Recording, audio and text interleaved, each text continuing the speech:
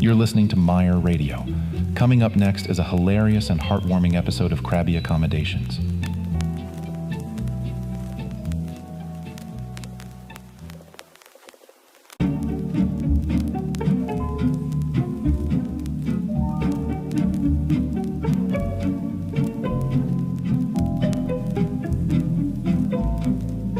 Welcome to my little slice of the mire. It ain't fancy, it ain't dry, and it sure as heck ain't quiet, but it's home. I'm Courtney, your host and the lead concierge at the Vault 94 Bed and Breakfast. This is Crabby Accommodations, the story of me and my fellow Mirelurks fighting to keep our dream alive.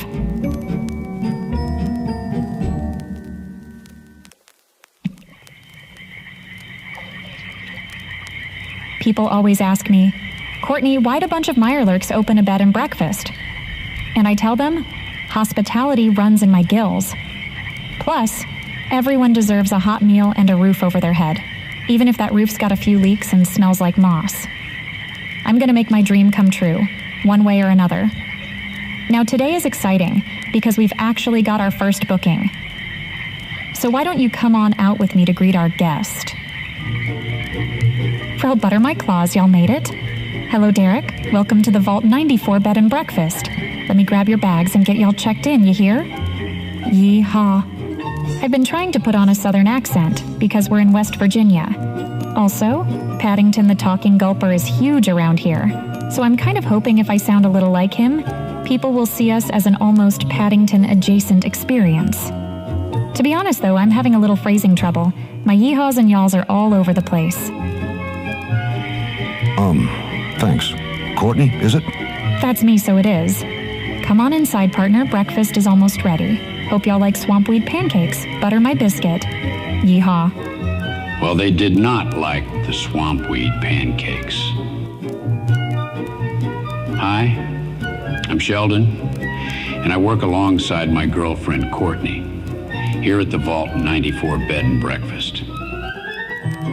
I've been a chef for as long as I can remember. But frankly, I hate these human guests. They never appreciate my fine cuisine. I don't know why. Courtney is always chasing their caps when we do a fine trade with other Mirelurks. Why bother catering to the humans anyway? The Deathclaws have that market cornered. We'd be better off sticking to our own kind. Sheldon is a little sensitive about his cooking. I get it. You put a lot of work into what you do, and you really want good feedback, but making our guests happy is the most important thing. Besides, I'm sure that Derek had a good time with us. I want my caps back. The food was disgusting. So slimy and weirdly crunchy in parts. What is that? What did I put in my mouth? I could barely sleep at night because of the constant click-clacking of the staff's claws, and I was almost eaten by a big-ass Mirelurk Hunter. I hate to say it, but Mirelurks just cannot work in hospitality. I need a refund now. Derek was spirited.